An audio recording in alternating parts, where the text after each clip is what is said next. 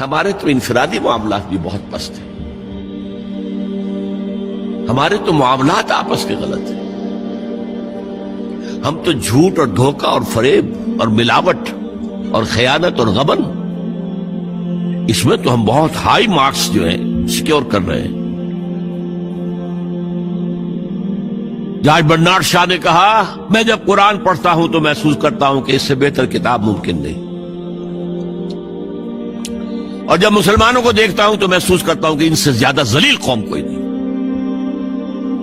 یہ گواہی ہم دے رہے ہیں، یہ محمد کے ماننے والے یہ ہیں، یہ ہے امتی محمد کے، جو اپنے پاؤں پہ کھڑے نہیں ہو سکتے، جو اپنے معاملات مینیج نہیں کر سکتے، بیکاری، یہ اور کہاں ہے وہ دین؟ کوئی ایک ہی دنیا میں دکھا سکتے ہو کہ یہ ہے دین؟ آؤ see with your own eyes, this is دین الحق۔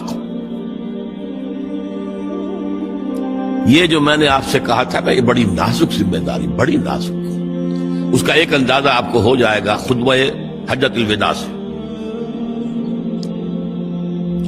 حضور نے جو خطبہ دیا، اور وہ عظیم ترین خطبہ ہے تاریخ انسانی کا، آخر میں موٹی موٹی باتوں کو پھر دہرایا۔ دیکھو عورتوں کا خیال کرو، عورتوں کے حقوق ادا کرو، دیکھو غلاموں کے ساتھ نیک سلوک کرنا، جو بھی تھی۔ پھر آپ نے ایک سوال کیا، الا هل بلغت، لوگوں میں نے پہنچا دیا یا نہیں؟ 1.25 لاکھ کا مجمع تھا، آج سے 1400 برس قبل 1.25 لاکھ کا مجمع بہت بڑی بات تھی، بہت بڑی بات، جبکہ ابھی اسلام صرف جزیرہ نما عرب تک محدود تھا۔ آج بھی پہلے کبھی ہو جاتے تھے 28-30 لاکھ بھی، ان مینیجیبل ہو رہا تھا معاملہ۔ اب سعودی عرب کی حکومت نے کو مینیج کیا، پابندیاں لگائی تو 20 لاکھ، یہی ہے نا، 1.25 لاکھ کا بند۔ اور اس کا نقشہ میں دکھا دوں، ایک ایک حرف آپ 3 مرتبہ کہہ رہے تھے۔ داہنی طرف رخ کر کے کہا، وہ سنا، پھر مکبر کھڑے ہوئے ہیں، اس نے سنا اور آگے پہنچایا، اس نے سنایا آگے پہنچایا، لاؤڈ سپیکر تو تھا نہیں، کوئی پبلک ایڈریس سسٹم تو نہیں تھا۔ پھر آپ نے سامنے رخ کر کے وہی بات فرمائی، پھر یہاں سامنے کھڑے ہوئے لوگوں نے پہنچایا، پھر بائیں طرف رخ کیا۔ اسی لیے ہر جملے کو، ہر بات کو آپ نے 3 دفعہ کہا، الا هل بلغت، میں نے پہنچا دیا یا نہیں؟ اور عام عادت صحابہ کی یہ تھی کہ اول تو حضور کے سوال پر خاموش رہتے تھے کہ واللہ ورسولہ عالم، یا اگر جواب دیتے تھے تو فرط ادب سے بہت مختصر جواب۔ وہ چلبلے قسم کے شاگرد جو ہوتے ہیں، جو استادوں کو بھی پڑھانا چاہتے ہیں، صحابہ کرام اس طرح کے نہیں تھے، اپنی لیاقت اور ذہانت کا روب جو ہے اپنے استادوں پر گاٹتے۔ وہاں تو یہ تھا کہ ایک بات جواب، یہاں 4 جواب دیے ہیں صحابہ نے۔ انا نشهد انك قد بلغت الرسالة واديت الامانة ونصحت الامة وكشفت الغمة۔ 3 مرتبہ حضور نے کہا الا هل بلغت، اور 3 مرتبہ جواب آیا انا نشهد انك قد بلغت الرسالة واديت الامانة ونصحت الامة وكشفت الغمة۔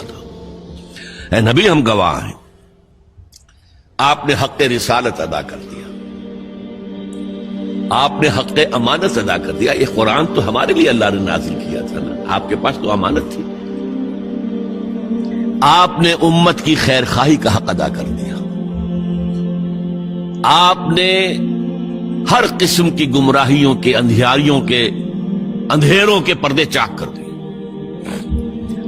3 دفعہ یہ جواب لے کر انگشت شہادت سے اشارہ کیا آسمان کی طرف، پھر لوگوں کی طرف، اللہم اشہد، اللہم اشہد، اللہم اشہد۔ اے اللہ، تو بھی گواہ رہے، یہ مان رہے کہ میں نے پہنچا دیا۔ They can't sue me in your court on the day of judgment۔ یہ میرے خلاف استغاثہ نہیں لا سکتے کہ میں نے پہنچانے میں کمی کی ہے، یہ مان رہے ہیں کہ میں نے پہنچا دیا۔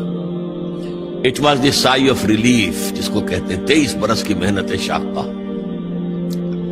کون کون سے مراحل آئے ہیں، یوم طائف بھی آیا ہے، 3 سال کی شیب بنی ہاشم کی قید بھی ہے، مارکہ احد بھی ہے، احزاب بھی ہے، 70 مبلغین ذبح کیے گئے، کیا کیا نہیں دیکھا، کیا کیا نہیں جھیلا. لیکن پھر بات کیا ہوئی؟ اب آپ نے آخری بات اللہم اشہد اللہم اشہد اللہ، اور اس کے بعد فَلْيُبَلِّغِ الشَّاهِدُ الْغَائِبَ، اب جو یہاں موجود ہیں ان کے ذمہ ہے کہ پہنچائیں ان کو جو یہاں نہیں ہے. میں فارغ، میرے کندھے سے بوجھ اتر گیا، تمہارے کندھوں پر آیا. اب اس غائب میں وہ بھی تمام لوگ شامل تھے جو اس وقت دنیا میں تھے اور وہاں نہیں تھے. شاہد اور غائب کا لفظ آ گیا جہاں سے میں نے بات شروع کی تھی، شاہد اور غائب. شاہد موجود، فَلْيُبَلِّغِ الشَّاهِدُ الْغَائِبَ، اور غائب میں وہ بھی ہے جو قیامت تک آئے.